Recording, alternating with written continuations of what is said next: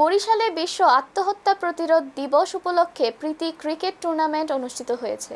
আসুন আত্মহত্যা থেকে দূরে থাকি, সুন্দর জীবনের পথে চলি। এই প্রতিবাদে বিশ্ব আত্মহত্যা প্রতিরোধ দিবস উপলক্ষে প্রীতি ক্রিকেট টুর্নামেন্ট আয়োজন করে স্বেচ্ছাসেবী সংগঠন লাভ ফর ফ্রেন্ডস। প্রথমবারের মতো আয়োজিত এই টুর্নামেন্ট বরিশালে বিভিন্ন শিক্ষা প্রতিষ্ঠানের শিক্ষার্থী ও তরুণ খেলোয়াড়দের 12টি দলে অংশ নেয়। সোমবার 20 অক্টোবর সরকারি সৈয়দ হাতেম আলী কলেজের রবীন্দ্র মঞ্চের সামনে মাঠে অনুষ্ঠিত হয় ফাইনাল ম্যাচ।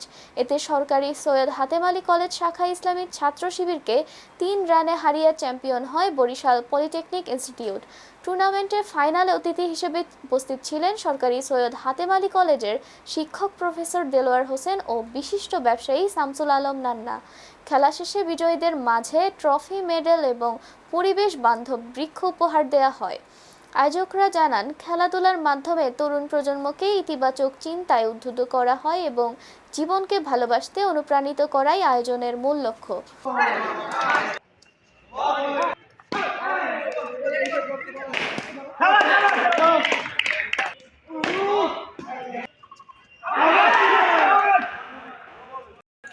খেলা শেষ পর্যায়ে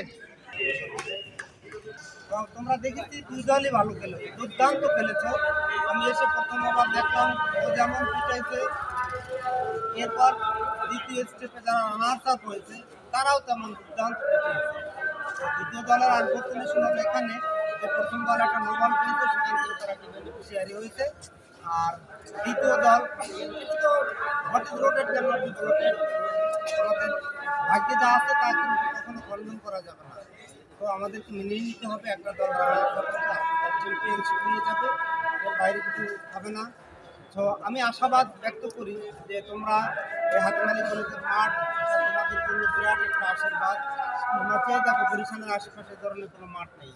তারপরে লাভ ফর ফ্রেন্ডস এই সংগঠন সবসময় সারাটা বছর কলেজের ক্যাম্পাসে দেখি এরা সবসময় ব্যস্ত থাকে, সবসময় উজ্জীবিত থাকে।